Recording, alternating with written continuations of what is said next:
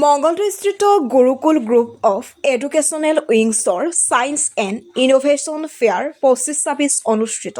প্ৰায় ২০০ অধিক ছাত্ৰ ছাত্ৰীয়ে অংশগ্ৰহণ কৰি বিভিন্ন উদ্ভাৱনী সামগ্ৰী প্ৰদৰ্শন কৰে। অনুষ্ঠানত দৰঙৰ জ্যেষ্ঠ সাংবাদিক ভাৰ্গৱ কুমাৰ দাস, বাবুল মকছিদ আহমেদ আৰু কৃতি শিক্ষক শশাংক হাজৰিকাকে ধৰি কেইবাগৰাকীও বিশিষ্ট অতিথিয়ে অংশগ্ৰহণ কৰে। ছাত্ৰ ছাত্ৰীসকলে বিচক্ষণ উদ্ভাৱনী প্ৰদৰ্শনী বিশেষ দৃষ্টি আকৰ্ষণ কৰে। কৃষি ক্ষেত্ৰত প্ৰভাৱ পেলাব পৰাকৈ কেইবাটাও উদ্ভাৱনীয়ে আগন্তুক দিনত আশাৰ বাট মুকলি কৰিব আশাবাদী। Report AIN live. Science and innovation fair আজি আমি কণ্ডাক্ট কৰিছোঁ। আমাৰ লাষ্ট ৩-৪ বছৰ আমি সৰুকৈ পাতি আছিলোঁ, কিন্তু এইবাৰ আমি বছৰৰ আৰম্ভণিতে ভাবি লৈছিলোঁ কি আমি এইবাৰ ছায়েন্স এণ্ড ইনোভেশ্যন ফেয়াৰটো ভালকৈ পাতিম। আৰু আপোনালোকক ক'ব সুখী হৈছোঁ যে মই যিহেতু টেকনিকেল লাইনৰ মানুহ, তো আমি যোৱা বছৰ ইয়াতে এটা ইনোভেশ্যন লেব খুলিছিলোঁ। ইনোভেশ্যন বুলি ক'লে খালি ছায়েন্সৰ নহয়, আমি লেংগুৱেজৰ ওপৰতো কাম কৰি আছোঁ, যাতে বাচ্ছা সৰুৰ পৰাই ৰাইটাৰৰ এটা যিবিলাক ইণ্টাৰেষ্ট আছে, ৰাইটাৰ হ'ব, তেওঁলোকে ৰাইটিঙৰ কাম আমি কৰাই লৈ গৈ আছোঁ। যিবিলাক আৰ্ট এণ্ড কালচাৰ সেইবিলাকো আমি কৰাই লৈ গৈ আছোঁ। আৰ্টিফিচিয়েল ইণ্টেলিজেঞ্চ, যিটো এতিয়া আগত ক'ব গৈ আছে মানুহে কি গোটেই কৰ্ম সংস্থাপনটো আৰ্টিফিচিয়েল ইণ্টেলিজেঞ্চ দি কণ্ট্ৰল হ'ব, তো আমাৰ ষ্টুডেণ্টখিনি এডপ্ট হ'ব লাগে, তো সৰুৰ পৰাই মাইণ্ড ছেটআপটো তেনেকৈ হ'ব লাগে বুলি আমি সেই লেবো আমি খুলিছোঁ। AIN কোডিং আমাৰ 2 বছৰ চলি আছে।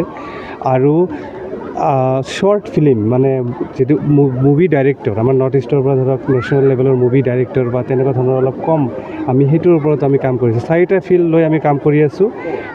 তো 96টা প্ৰজেক্ট, আজি আমি ইমান আশা কৰা নাছিলোঁ, কিন্তু 96টা প্ৰজেক্ট আজি ইয়াতে প্ৰেজেণ্টেশ্যন হৈছে। বাচ্চাখিনি নিজে বনাইছে, আমি গাইড কৰিছোঁ। আপোনালোকে আজি প্ৰেজেণ্টেশ্যনখিনি যদি চাই, ইমান ধুনীয়াকৈ ৰিপ্ৰেজেণ্ট কৰিছে। বাচ্চাই কেতিয়া ৰিপ্ৰেজেণ্ট ধুনীয়াকৈ কৰিব পাৰে, যেতিয়া নিজে কৰি শিকি মানে নিজে প্ৰজেক্টটো ভালকৈ বনাইছে। জেনেৰেলি কি হয়, ছায়েন্স এক্সিবিশ্যনত কেতিয়াবা পেৰেণ্টছেও বনাই দিয়ে, কিন্তু বাচ্চাই যেতিয়া নিজে কৰে তেতিয়া মানে এই গোটেই ভিতৰৰ ফাউণ্ডেশ্যনটো তেনেকৈ বুজি পায়। মই এইটো সৰু 5ৰ বাচ্চাও দেখিছোঁ। অলপ আগতে এটা জাজে এটা প্ৰশ্ন সুধিলে কি এই এটা প্ৰজেক্ট তেওঁলোকে বনাইছে যিহেতু ৱেভৰ ওপৰত লেনা ৱেভটো আমি একচুৱেলি 9, 10 বা 11, 12তে পাওঁ।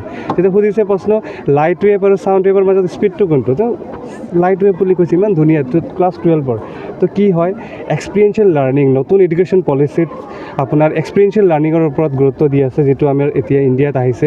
ইনোভেশ্যনৰ ওপৰত গভৰ্ণমেণ্টো বহুত মানে গুৰুত্ব দি আছে।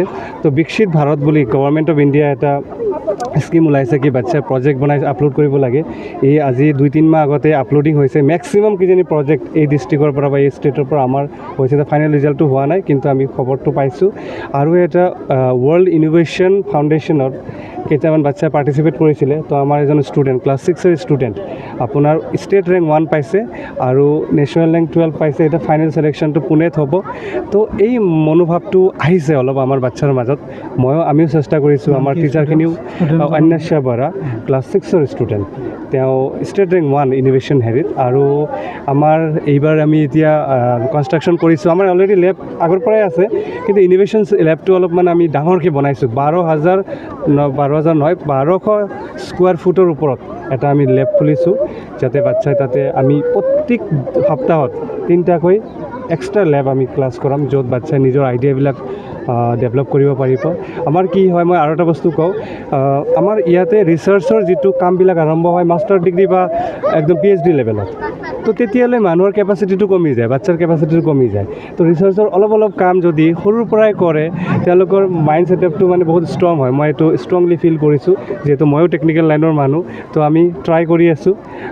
আজি ভাল লাগিছে, এটা পজিটিভ ভাইবছ এটা পাইছোঁ। মানে বাচ্চা যেতিয়া ভালকৈ ৰিপ্ৰেজেণ্ট কৰে বা নতুন প্ৰজেক্ট দেখিছোঁ। এটা প্ৰজেক্ট ইয়াতে অলপ আগত দেখিলোঁ, মানে পলিউশ্যন ডিটেক্টৰ, মানে পলিউশ্যন ডিটেক্টৰ। মোৰে আইডিয়া অলপ আছিলে সেইটো। মই মানে বাচ্চাবিলাক 3 মাহ আগতে মই স্পীচ দিছিলোঁ ইয়াতে এছেম্বলিত, কি কোন ফিল্ডত বাচ্চাই কাম কৰিব পাৰে। যেনেকুৱা পলিউশ্যনটো, যেনেকুৱা মোৰো ৰিচাৰ্চৰ অলপ আৰ্থকেক ডিটেক্টৰ, মানে ভূমিকম্প আহিলে এইটো ডিটেক্ট কৰিব পৰা ডিভাইচ হোৱা নাই। তো এইটোৰ ওপৰত অলপ আমি ভাবি আছোঁ, অলপ কৰিছোঁ কাম। আৰু এনভাইৰমেণ্টেল, যেনেকুৱা এতিয়া গ্ল'বেল ৱাৰ্মিং হৈ আছে, টেম্পাৰেচাৰটো দিনে দিনে বাঢ়ি গৈ আছে। অসমত আগতে ইমান গৰম পৰা নাছিলে, আজিকালি বহুত গৰম পৰে।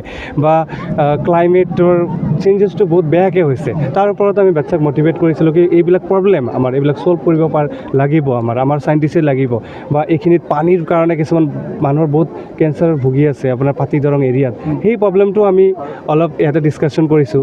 বা কেতিয়াবা আমাৰ ৱাটাৰ আউটফ্ল' হয়, এনেই পৰি থাকে পানী, চিকিউৰিটি গাৰ্ডে গম নাপায়, তো তাৰ ওপৰতো এটা চাইড চেঞ্চৰ এটা আমি এতিয়া বনাই ট্ৰাই কৰিছোঁ। আৰু কি আছে, আজিকালি হাৰ্ট এটেক আহিলে মানুহৰ এই ডক্টৰৰ তাত লৈ পাওঁতে মানুহজন ঢুকাই যায়। তো হাৰ্ট এটেক অহাৰ আগতে হাৰ্টত কিবা চেঞ্জেছ হ'লে সেইটো ডিটেক্টৰ কৰাৰো আমি এটা মেচিন বনাব ট্ৰাই কৰি আছোঁ। তো আমাৰ বাচ্চাই ষ্টুডেণ্টবিলাকে যথেষ্ট ট্ৰাই কৰি আছে। নেক্সট ইয়েৰত আপোনালোকে ৰিয়েল লাইফ কেইটামান প্ৰজেক্ট পাব, আমি আশা কৰিছোঁ। আমিও এতিয়া কাম কৰিম, যিহেতু ইনোভেশ্যন লেবটো আমাৰ অলমষ্ট ষ্টাফ হ'বই। তো এইখিনিয়ে। ঠিক আছে। যিকোনো খবৰ আৰু বিজ্ঞাপনৰ বাবে যোগাযোগ কৰক 7896121996।